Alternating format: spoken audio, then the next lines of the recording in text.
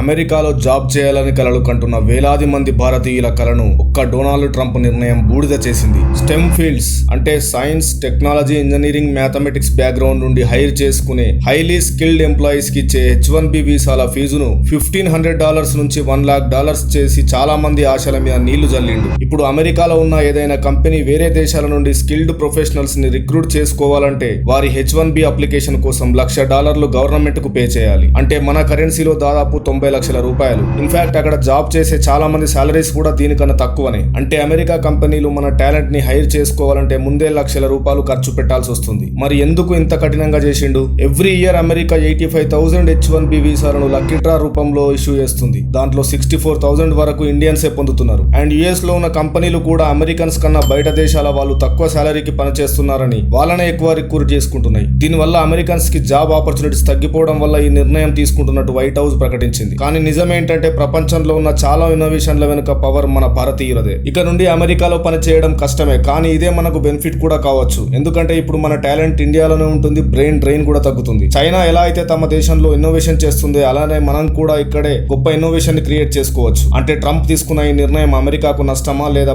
భారతదేశానికి లాభమా? మీ అభిప్రాయాలను కామెంట్ రూపంలో రాయండి.